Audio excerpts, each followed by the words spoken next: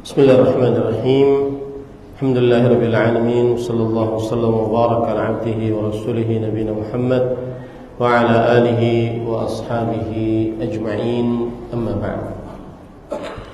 Tadi sudah kita sebutkan keutamaan tauhid dalam kehidupan seorang muslim, yaitu orang yang bertauhid rububiyah, meyakini Allah satu-satunya sang pencipta, pengatur, berkuasa, tiada sekutu bagi Allah Subhanahu wa taala, maka dia tidak akan pernah putus asa. Dan tidak putus asa ini dalam hal apapun, dalam hal perkara dunia atau perkara agama. Perkara agama, perkara dunia dulu misalkan, yang paling selalu menjadi pemikiran seorang muslim, yaitu dalam perihal harta. Hampir seluruh manusia memikirkannya. Orang yang bertauhid uluhiyah, rububiyah, meyakini Allah Subhanahu wa taala satu-satunya sang pencipta, pengatur, berkuasa, maka dia tidak akan pernah putus asa dalam urusan mengais rezeki. Karena dia meyakini apabila Allah Subhanahu wa taala sudah mengatakan kun, maka akan fayakun. Kalau Allah Subhanahu, dia meyakini Allah Subhanahu wa taala sebaik-baik pemberi rezeki. Dia meyakini Allah Subhanahu wa taala yang maha luas rezekinya, memberi rezeki tanpa batas, memberi rezeki dan memberi rezeki, tidak pernah terputus. Coba perhatikan Allah Subhanahu wa taala berfirman di dalam Al-Qur'an, hal min khaliqin ghairillah yarzuqukum minas sama'i wal ardh a ilahun ma'allah. Yang artinya, apakah ada maha pencipta selain Allah? Lihat tauhid rububiyah. Maha pencipta selain Allah yang memberikan rezeki kepada kalian. A ilahun ma'allah, apakah ada Tuhan yang berhak diibadahi selain Allah? Fa anna tufakun. Maka mengapakah kalian berpaling dari mentauhidkan Allah Subhanahu wa taala? Yang disebutkan oleh Allah dalam surat Fatir ayat 3. Maka orang yang bertauhid rububiyah, pengaruh baiknya, keutamaannya dalam kehidupannya sehari-hari, dia tidak pernah khawatir tentang rezekinya Allah. Dia senantiasa yakin, tidak pernah putus asa dalam urusan rezeki. Pokoknya tugas dia hanya berusaha yang halal. Adapun rezeki di tangan Allah Subhanahu wa taala. Allah Subhanahu wa taala, Rasul sallallahu alaihi wasallam pernah bersabda dalam hadis tentang rezeki, la tastabti'u ar-rizq, janganlah kalian merasa lambat dengan rezeki. Khudhu ma hal wa da'u ma hurrim. Ambil yang halal dan tinggalkan yang diharamkan. Kenapa? Karena Allah apabila sudah menginginkan sesuatu, si fulan dapat rezeki, tidak ada yang bisa menolak. Orang yang bertauhid rububiyah, meyakini Allah Maha Pencipta, Pengatur, Berkuasa, tidak pernah putus asa dalam urusan rezeki. Rasul sallallahu alaihi wasallam bersabda tadi dalam hadis riwayat Imam Ibnu Majah, ya ayyuhan nas, wahai manusia, inna ahadakum lam yamuta hatta yastakmila rizqahu. Sesungguhnya salah seorang di antara kalian tidak akan pernah mati sampai dia menyempurnakan rezekinya. Fala tastabti'ur rizq. Maka jangan merasa lambat dengan rezeki. Tugas kita cuma cari yang halal, tinggalkan yang haram. Nah, begitu orang yang bertauhid rububiyah, dia tidak pernah putus asa dalam urusan dunia. Contohnya urusan rezeki. Contohnya lagi, orang yang bertauhid rububiyah tidak akan pernah putus asa dalam urusan dunia yang berkaitan dengan hubungan suami istri. Contoh, suami berpoligami, dia tidak akan pernah putus asa. Sang istri tidak akan pernah patah semangat, putus asa dengan poligaminya suami. Kenapa? Karena Rasulullah sallallahu alaihi wasallam bersabda, "Annama asabat lam yakun liyukhti', wa ma akhta'at lam yakun liyusibak." Bahwa apa saja yang menimpamu, karena sudah kuasa Allah untuk menetapkan kamu tertimpa itu, tidak akan pernah meleset. Apa saja yang belum pernah menimpamu, karena memang Allah belum tetapkan untuk tertimpa, tidak akan pernah terkena. Orang yang bertauhid rububiyah, maka dia tidak akan pernah putus asa. Dia akan senantiasa sabar, tegar, teguh, kokoh. Tidak sedikit-sedikit minta cerai. Akan tetapi perhatikan, ketika suami berpoligami, apakah dia bisa menafkahi dua istrinya dengan adil? Bisa menggilir dua istrinya dengan adil? Maka orang yang sudah bertauhid rububiyah tidak pernah putus asa, terus bersabar, terus kokoh. Dan ambil contoh yang lain masih banyak. Itu dalam urusan dunia. Urusan dunia mendidik anak. Orang yang bertauhid rububiyah tidak akan pernah putus asa menghadapi kenakalan sang anak. Kenapa demikian? Karena dia meyakini jika Allah menginginkan, innama amruhu idza arada syai'an an yaqula lahu kun fayakun. Apabila Allah menginginkan sesuatu, anak ini akan saleh, bertakwa, berbakti, pasti terjadi. Lihat Nabi Nuh alaihissalam, ketika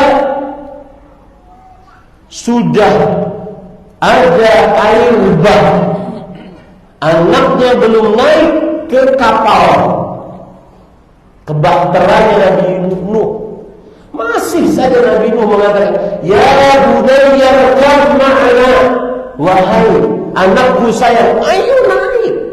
Tak pernah putus asa, karena dia yakin Allah Maha Kuasa untuk menaikkan anak tersebut.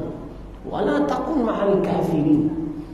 Senakal apapun anak tersebut, jangan pernah putus asa dengan cara mendoakan anak tersebut keburukan. Kenapa? Karena jika Allah Subhanahu wa taala menetapkan anak tersebut saleh, fala radda li fadlih, tidak ada yang bisa menolak karunia Allah Subhanahu wa taala. Wala mani lima ata', tidak ada yang bisa menahan apabila Allah sudah memberikan. Bayangkan Nabi bayangkan Asia, istri pengaku Tuhan, beriman. Man yahdihillah fala mudhillalah. Siapa yang Allah kuasakan dia mendapat petunjuk, maka tidak akan ada yang bisa menyesatkan. Ini tauhid rububiyah. Ini para ikhwan yang dirahmati oleh Allah Subhanahu. Bahkan sampai anak tersebut fakana minal mughraqin, sudah tenggelam, Nabi Nuh masih saja berdoa kepada Allah agar diselamatkan. Innahu min ahli wa innahu min ahli, sesungguhnya dia adalah keluargaku ya Allah, selamatkan dia. Ini kekuatan tauhid rububiyah. Tidak pernah membuat orang putus asa dalam urusan dunia atau urusan akhirat. Kita beralih kepada urusan akhirat. Contoh, ingin mengerjakan ketaatan, maka orang yang meyakini tauhid rububiyah tidak pernah putus asa untuk terus berusaha taat meskipun terseok-seok. Terus berusaha taat. Dia yakin betul jika Allah memberi petunjuk kepada dia yang Maha Kuasa, Maha Pencipta, Maha Pengatur, memberi petunjuk, maka akan mudah. Allah berfirman dalam surah Al-Ankabut, "Walladzina jahadu fina lanahdiyannahum subulana." Orang-orang yang berjuang di jalan kami, sholat, malas sholat Ustaz, subuh terlalu terlambat Ustaz. Ya, dalam urusan agama, mengerjakan perintah yang sudah dilalaikan, baik itu perkara yang wajib ataupun yang sunnah, sholat malam yang sudah lama ditinggalkan, bahkan 1 rakaat saja sholat witir tidak pernah lama, datangan sama Allah. Jangan pernah putus asa, karena apabila Allah memberi petunjuk, maka tidak akan ada yang bisa memberikan kesesatan kepadanya.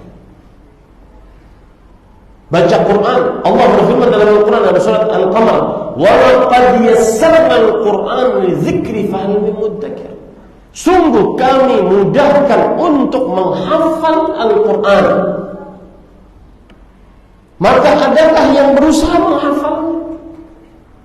Mudahkan, itu berkaitan dengan urusan rububiyah, kuasa Allah Subhanahu wa ta'ala.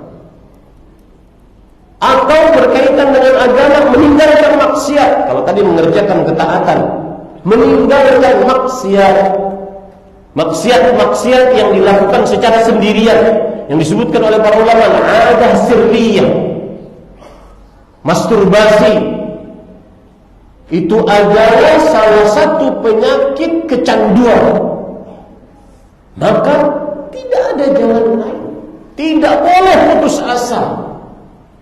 Bersandarlah kepada Allah Subhanahu wa ta'ala.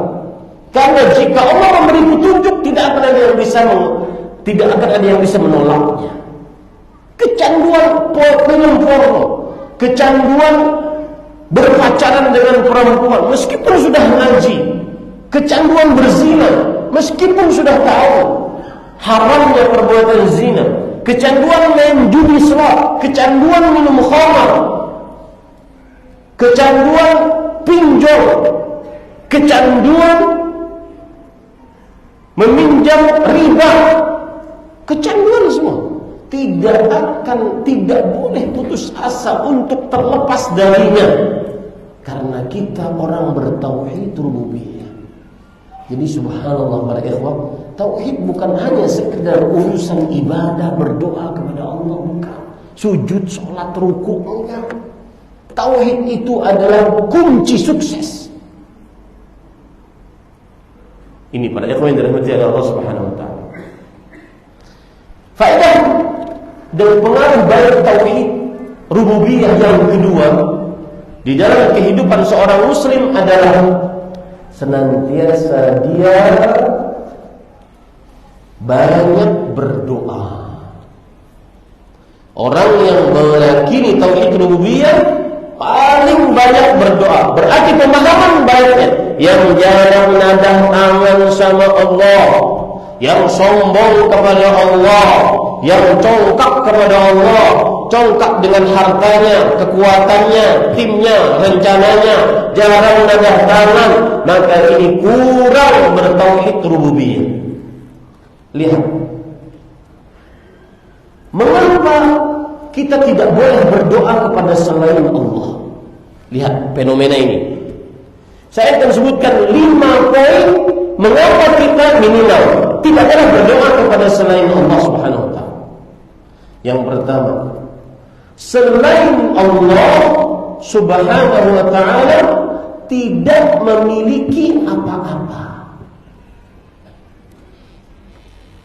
Sedangkan orang yang bertauhid rububiyah meyakini Allah jangankan tidak memiliki apa-apa, seluruh langit dan bumi bahkan alam semesta adalah mulkullah.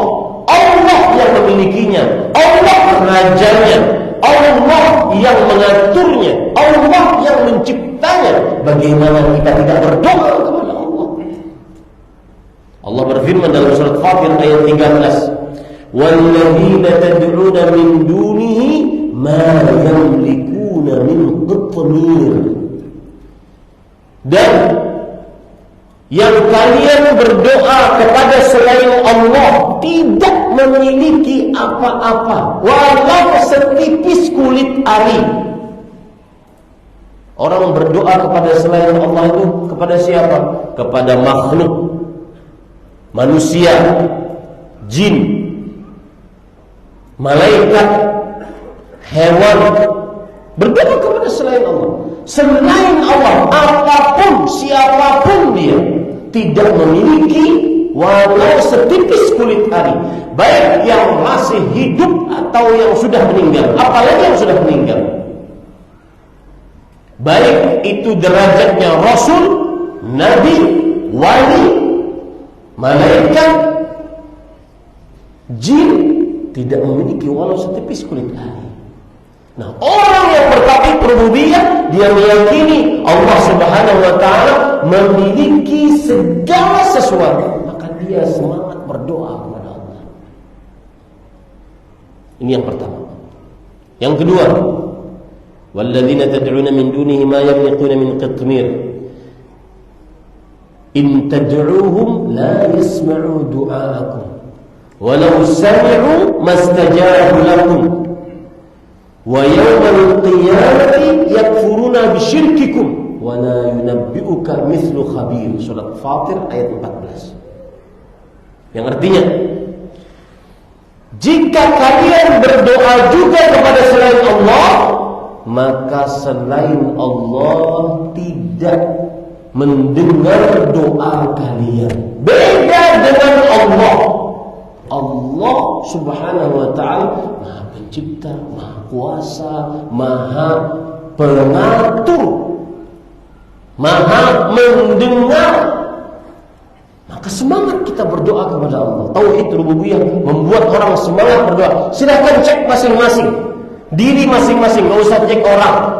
Seberapa banyak kita menadah tangan kepada Allah. Kalau lagi sujud sholat sunnah, berapa lama kita berdoa kepada Allah sebelum salam, berapa lama kita berdoa kepada Allah. Sebesar itu pula lah, sekuat itu pula lah tauhid rububiyah kita kepada Allah Subhanahu wa taala. Kalau sebentar, setipis itu pula tauhid rububiyah kita kepada Allah Subhanahu wa taala. Ini para ikhwah yang dirahmati oleh Allah Subhanahu wa taala. Jikapun mereka mendengar, yang ketiga, maka mereka tidak bisa mengabulkan. Yang keempat, ini yang lebih parah. Nanti di hari kiamat, orang-orang selain Allah yang seseorang berdoa kepadanya, yang disyirikkan dengan Allah, akan mengkufuri doa-doa tersebut karena takut kepada Allah Subhanahu wa taala. Ini para ikhwan yang dirahmati oleh Allah Subhanahu wa taala. Itu 4. Yang kelima, yang terakhir, selain Allah lalai terhadap doa kita, sedangkan Allah tidak pernah lalai. Andaikan Pak, Dari ujung sana ke ujung sini semuanya menadah tangan kepada Allah Subhanahu wa taala. Permintaannya berbeda-beda. Niscaya Allah Subhanahu wa taala akan jawab setiap orang tanpa terselisih permintaannya satu dengan yang lainnya. Allah Maha Kuasa, Maha Pencipta, Maha Pengatur. Ini para ikhwan, ini faedah yang kedua dari tauhid rububiyah. Faedah yang ketiga, orang yang bertauhid rububiyah, faedahnya dalam kehidupan sehari-hari, dia senantiasa mengerjakan ibadah yang sangat indah dalam kehidupan dia selama mengarungi hidup di dunia. Apa itu? Tawakal kepada Allah. Semakin bertauhid rububiyah, semakin bertawakal kepada Allah.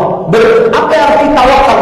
Sidqu i'timadil qalbi 'ala Allah fi talabi naf'in aw daf'i dharrin ma'a fil asbab.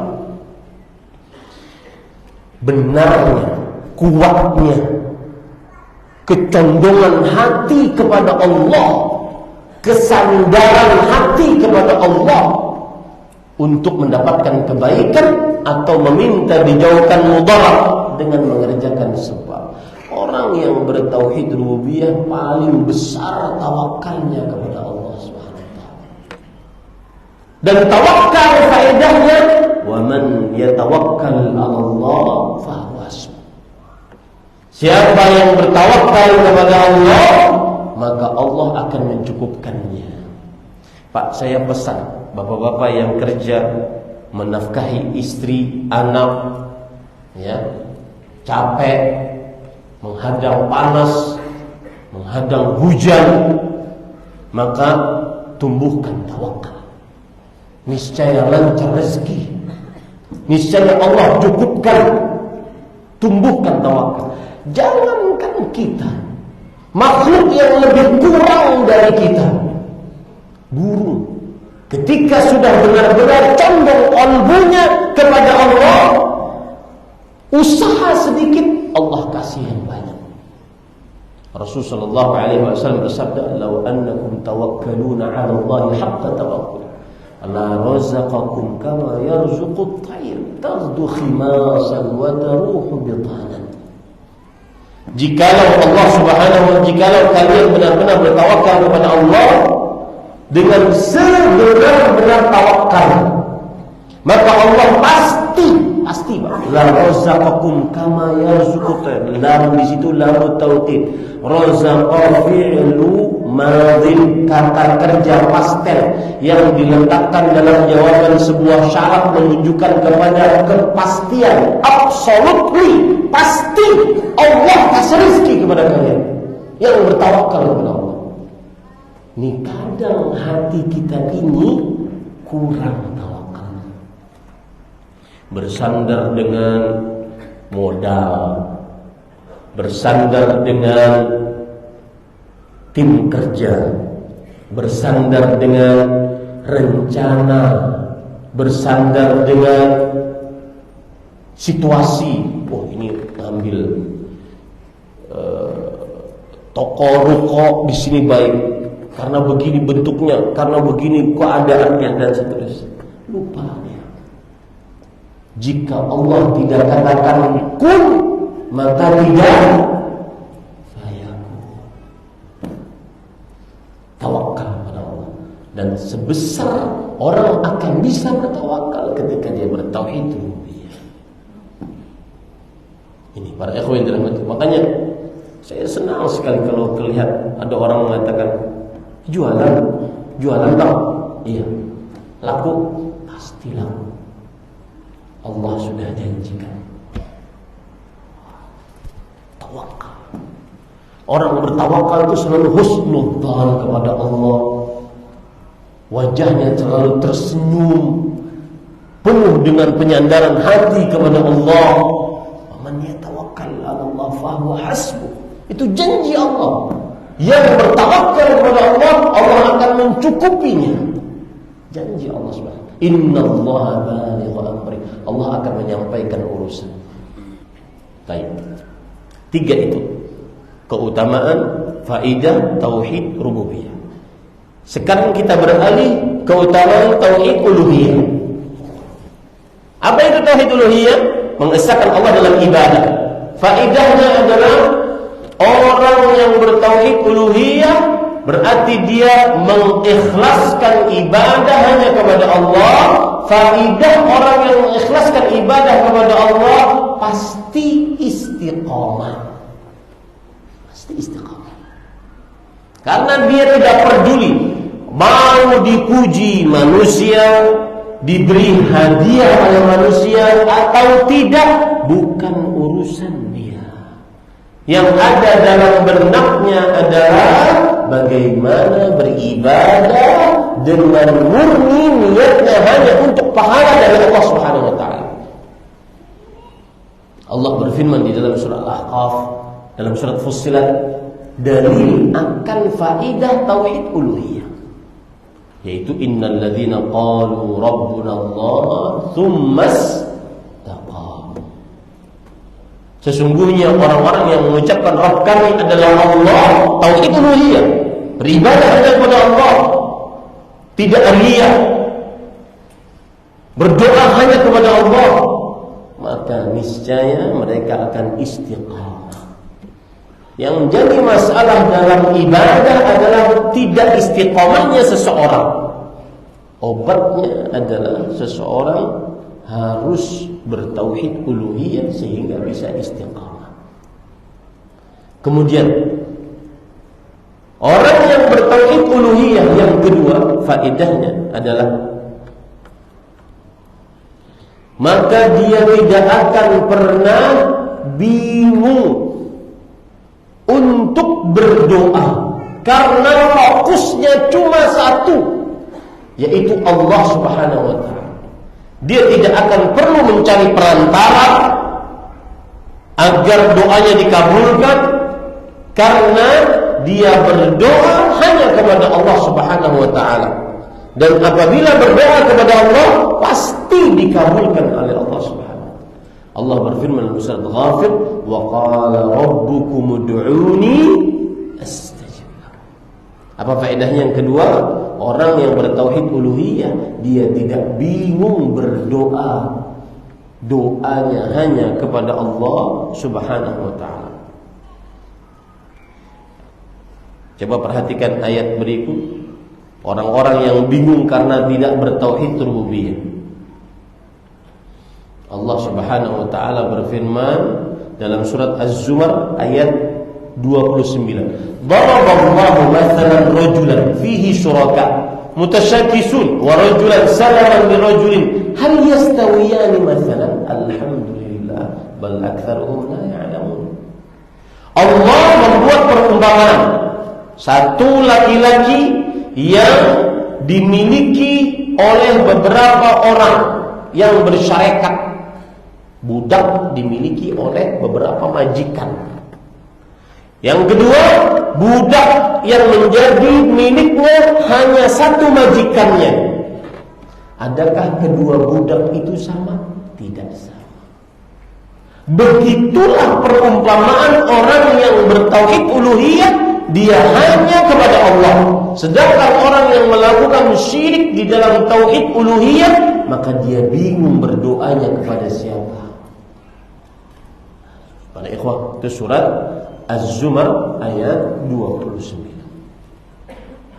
Kemudian yang ketiga, faedah dari tauhid uluhiyah adalah orang yang bertauhid uluhiyah niscaya dia akan senantiasa tidak banyak berpura-pura dalam hidupnya. Susah Pak berpura-pura itu. Apa adanya. Kenapa? Karena orang yang bertauhid uluhiyah dia hanya ingin pahala dari Allah, tidak berpura-pura. Tapi kalau orang yang tidak bertauhid uluhiyah, riya, dia berpura-pura ke sana, berpura-pura ke sini agar dapat sanjungan sana, agar dapat pujian sini, agar dapat hadiah sana, agar dapat hadiah sini, karena tidak mentauhidkan Allah dalam uluhiyah, dalam ibadahnya kepada Allah Subhanahu wa taala. Rasul sallallahu alaihi wasallam bersabda, "Al-mutashabbi' bima lam yu'ta kalabisi thawbaiz zur."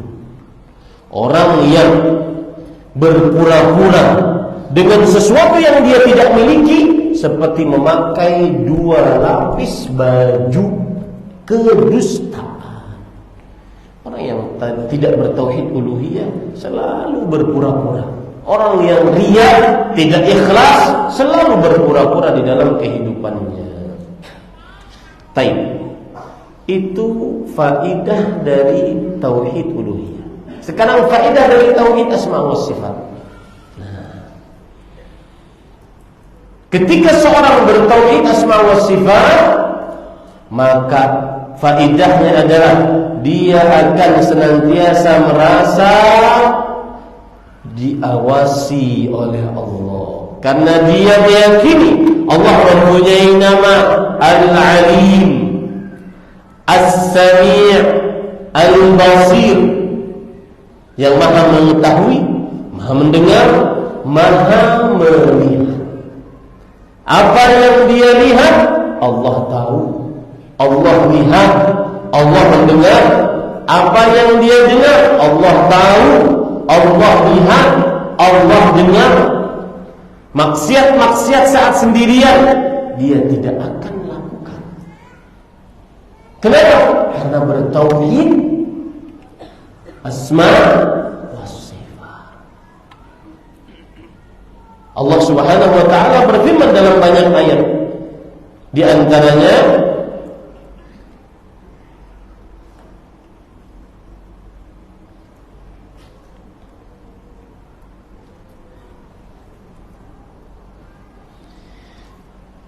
dalam surat Asy-Syu'ara ayat 218, "Alladzi yaraka hina taqum." Dialah Allah yang melihatmu. Allah mempunyai nama Al-Basir, maha melihat, dan mempunyai nama sifat dari nama tersebut, yaitu melihat. Melihat apapun tanpa batas penglihatan Allah Subhanahu wa taala. Mau sembunyi di mana saja, Allah maha melihat. Mau keluar kota, lalu ada niatan untuk berzina, dia ingat Allah maha melihat.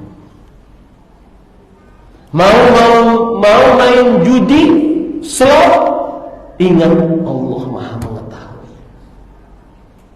Alladzi yaraka hina taqum wa taqallubaka fis sajidin innahu huwas samiul alim. Dialah Allah yang melihat kamu ketika kamu berdiri salat, dan ketika kamu menggerakkan badanmu di antara orang-orang sujud. Allah maha mendengar, maha mengetahui. Surat Asy-Syu'ara ayat 218 sampai 220.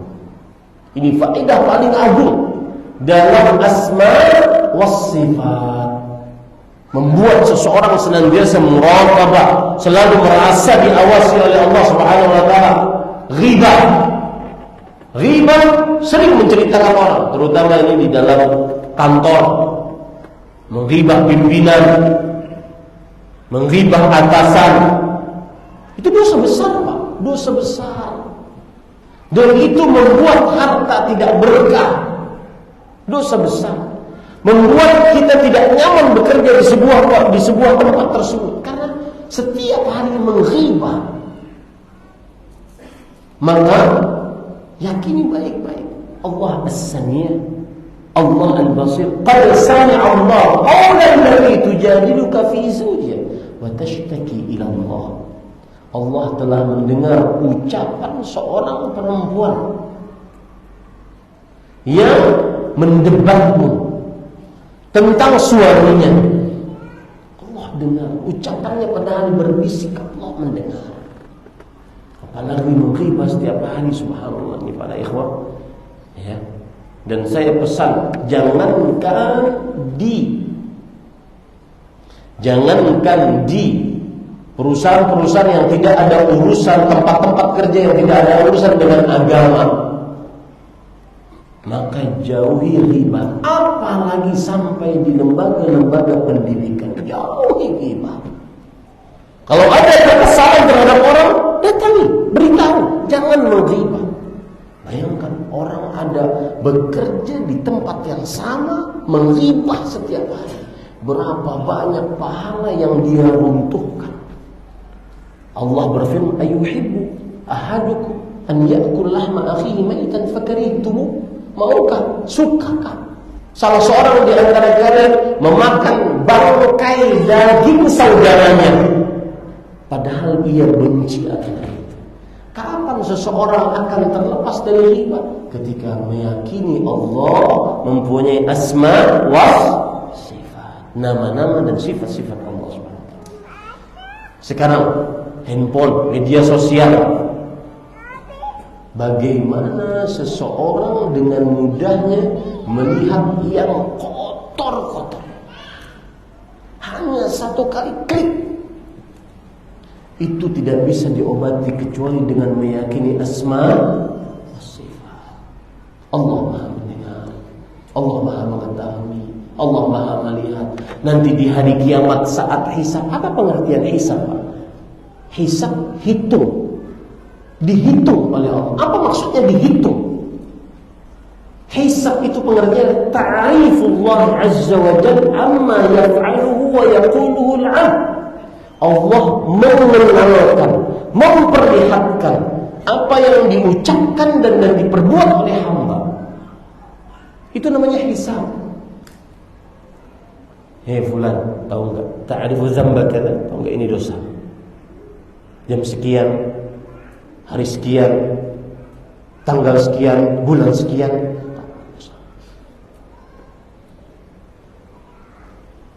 Alhamdulillah kalau seandainya itu antara hamba dengan Allah saja. Coba kalau seandainya itu di hadapan orang banyak. Ada ru'usil khalaiq, di hadapan seluruh makhluk. Subhanallah. Ini para ikhwan mendengar musik. Sudah jenggotan, ngaji lama, masih suka dengan musik. Ini baik-baik, Allah Maha mendengar. Dan ada, saya baru baca subhanallah di dalam kitab Miftah dari Sa'adah yang ditulis oleh Imam Ibnu Qayyim. Perhatikan baik-baik, saya bacakan saja.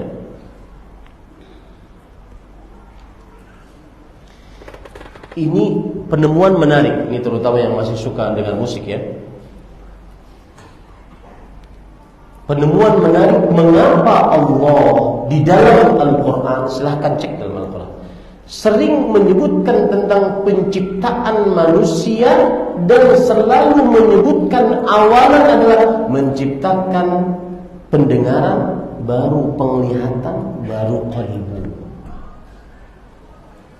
Kata Imam Ibnu Qayyim Al-Jauziyah rahimahullah ta'ala, beliau mengatakan,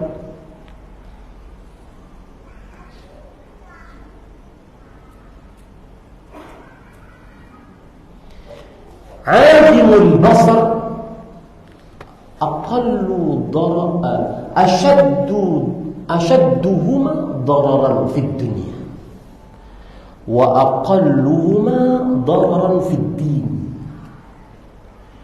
Orang yang tidak bisa melihat itu di dunia lebih buruk keadaannya daripada orang yang tidak bisa mendengar.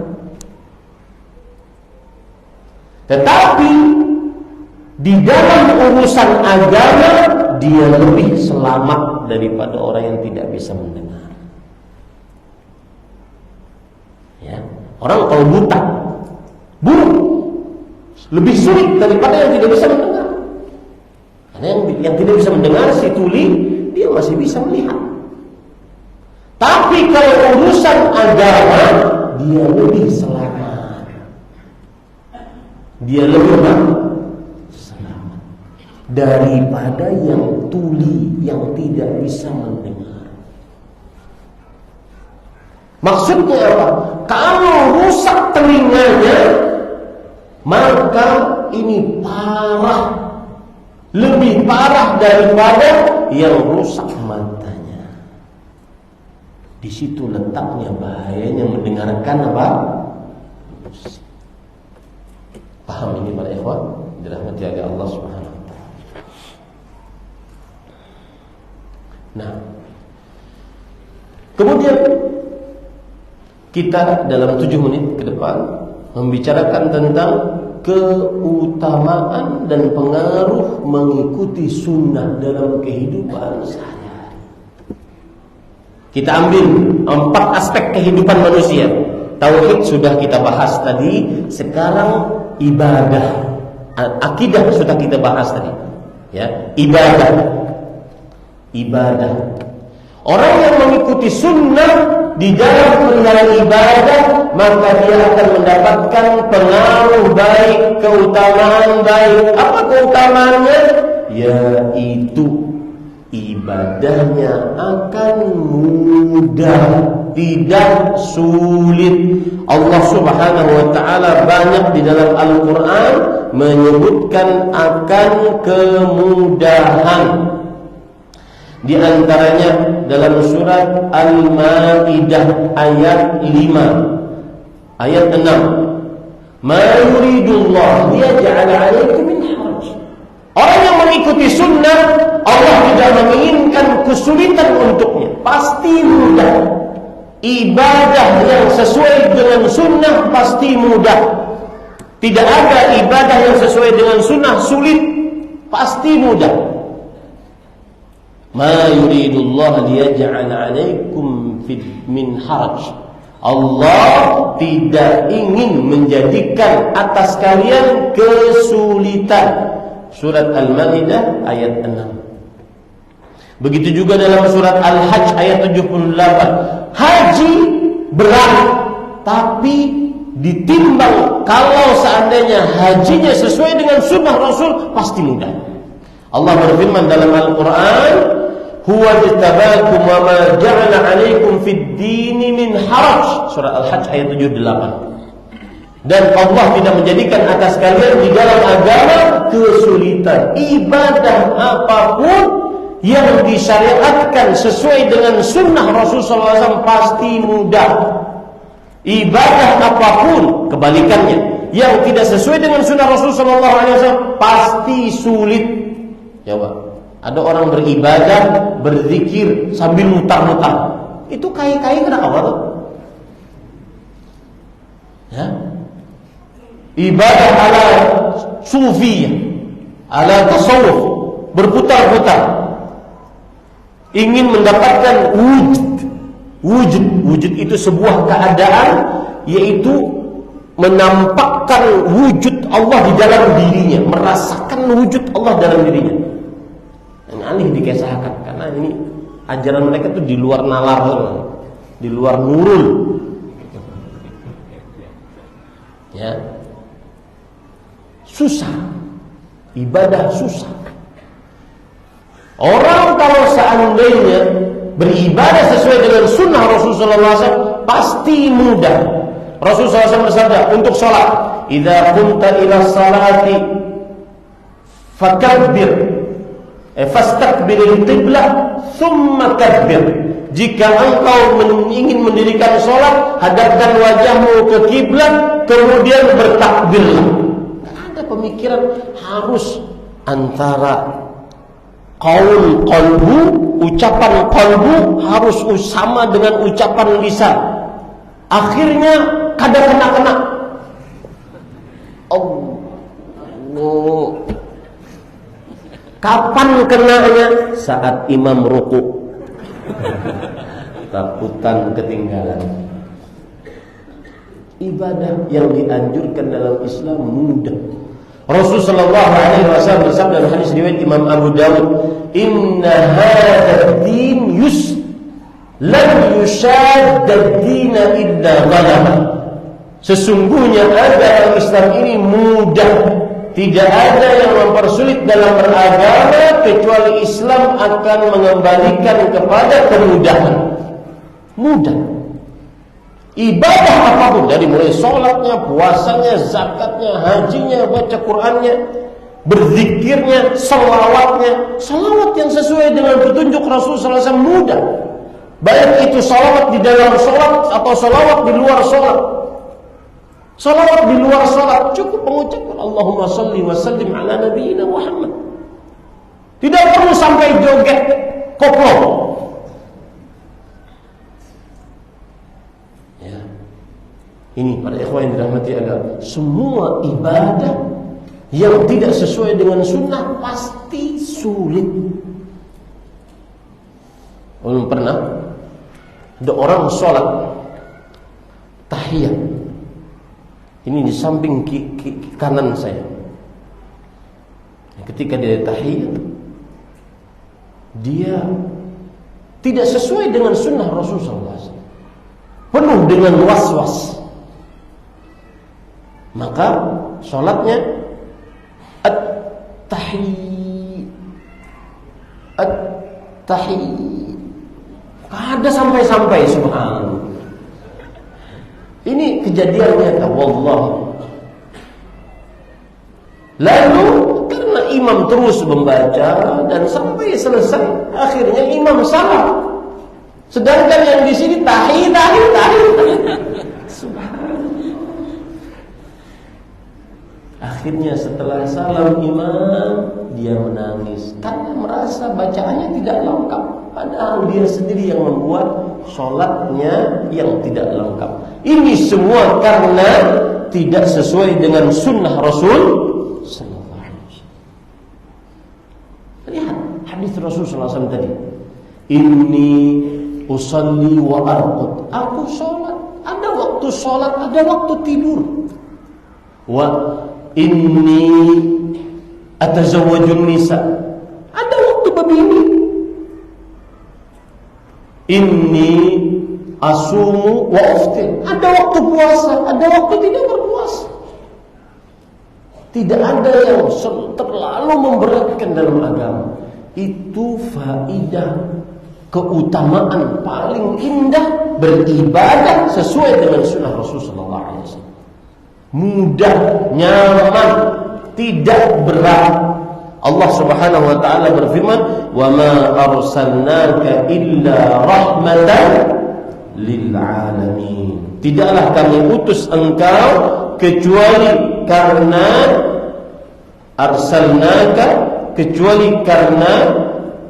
untuk rahmat sebagai alam semesta. Rahmat mudah, tidak ada kesulitan. Ini faidah dan keutamaan beribadah sesuai dengan sunnah Rasul sallallahu alaihi wasallam. Kemudian yang kedua, faidah dan keutamaan bermuamalah sesuai dengan sunnah Rasul. Jadi ingat Pak, sunnah bukan hanya urusan jenggot, sunnah bukan hanya urusan celana di atas dua mata kaki. Sunnah adalah seluruh ajaran Islam dalam setiap aspek kehidupan manusia. Akidahnya, ibadahnya, muamalahnya, tingkah lakunya, adab dan akhlaknya. Keutamaan sunnah di dalam muamalah seperti sunnah Rasul, tidak ada riba dalam muamalah. Tidak ada riba dalam muamalah. Orang yang berlaku riba pasti sengsara karena tidak sesuai dengan sunnah Rasul. Kembalikan di awal tadi, yang sesuai dengan sunnah di atas tauhid pasti muflihun, beruntung. Pasti khairun wa ahsanu ta'wila, pasti baik dan bagus hasilnya. Termasuk muamalah yang tidak sesuai dengan sunnah adalah riba. Riba tidak sesuai dengan sunnah, pasti mendatangkan kehancuran, ketidakberkahan. Allah berfirman dalam Al-Quran, yamhaqullahu riba wa yurbis sadaqah. Surah Al-Baqarah ayat 276. Allah memusnahkan harta riba dan memperbanyak harta sedekah. Para ikhwan yang dirahmati oleh Allah Subhanahu wa taala, yang dimaksud dengan memusnahkan harta riba adalah ada dua macam, sebagaimana dikatakan oleh Imam Ibnu Katsir rahimahullah taala. Yang pertama, menghabiskan nominal hartanya, habis hartanya. Yang kedua, menghilangkan berkah pada harta tersebut. Nah, keutamaan orang yang mengikuti sunnah dalam perihal muamalah, tidak riba, pasti hartanya bertambah. Yurbis shadaqat, bertambah.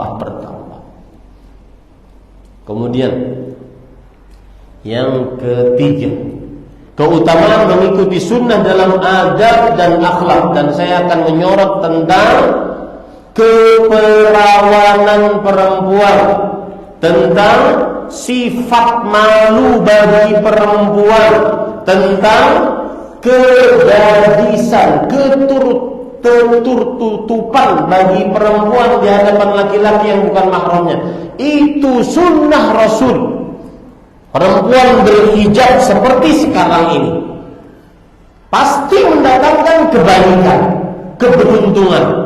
Tidak nampak oleh laki-laki yang bukan mahramnya, tidak mudah dipandang oleh laki-laki yang bukan mahramnya. Pasti mendatangkan keberuntungan. Sulit, berat, tetapi pasti ada keberuntungan. Anak-anak perempuan kita, perhatikan jilbabnya, harus sesuai dengan sunnah Rasul. 8 syarat jilbab: menutupi seluruh tubuh kecuali wajah dan kedua telapak tangan. Harus lebar, tidak boleh ketat. Harus tebal, tidak boleh tipis.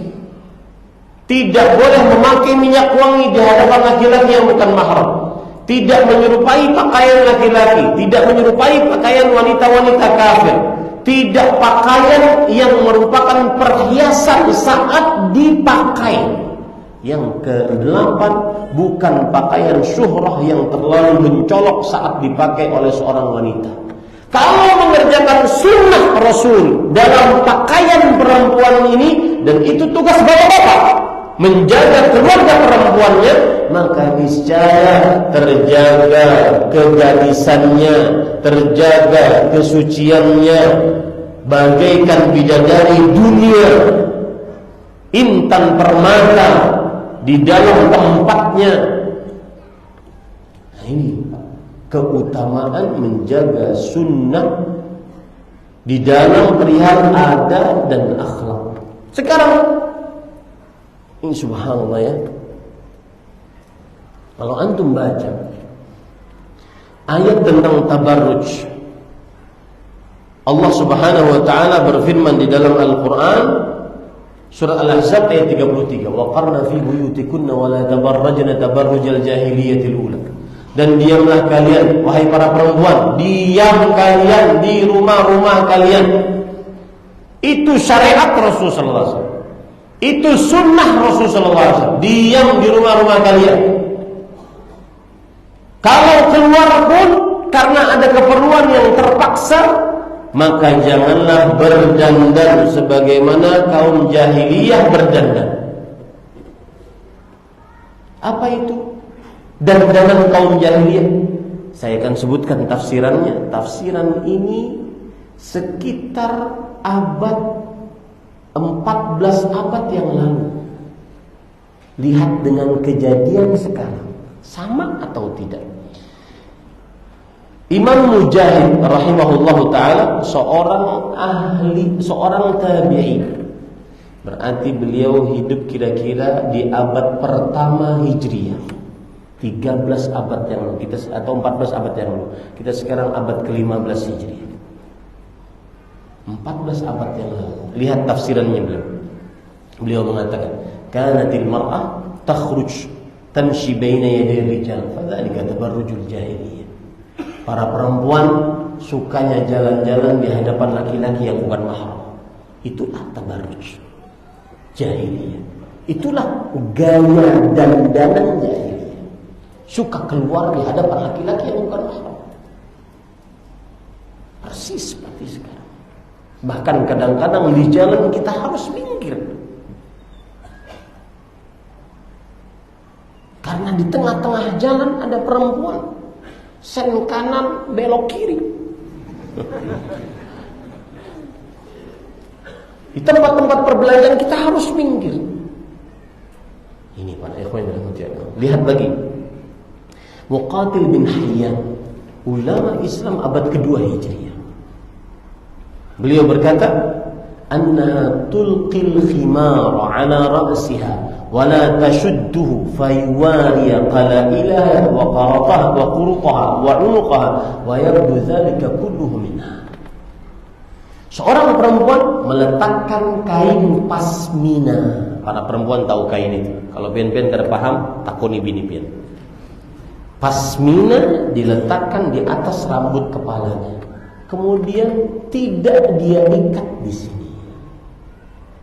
Maka akhirnya nampaklah lehernya, kalungnya, antingnya, dan seluruhnya. Dzalika tabarruj. Itu yang disebut dengan tabarruj, berdandan. Tsumma ammat nisaul mu'minin fit tabarruj. Kemudian tersebar di tengah orang-orang wanita-wanita beriman tabarruj seperti itu, persis seperti sekarang. Meletakkan kain pasmina, kemudian cuma dililit-lilit saja. Itu bukan jilbab. Itu bukan hijab. Belum lagi pakai pasmina, kemudian pakaiannya ketat, seluruh anggota tubuhnya kelihatan. Persis seperti telanjang. Dan itu dibiarkan oleh suaminya. Orang yang mengikuti sunnah Rasulullah SAW, maka niscaya akan keluarganya terjaga kesuciannya, kehormatannya, keganisannya, keperawanannya. Nah, ini kira-kira yang bisa saya sampaikan. Alhamdulillah selesai kajian kita dan cukup kiranya. Ini yang bisa saya sampaikan. Subhanakallah bihamdik, asyhadu an la ilaha illa anta, astaghfiruka wa atubu ilaik. Wassalamualaikum warahmatullahi wabarakatuh.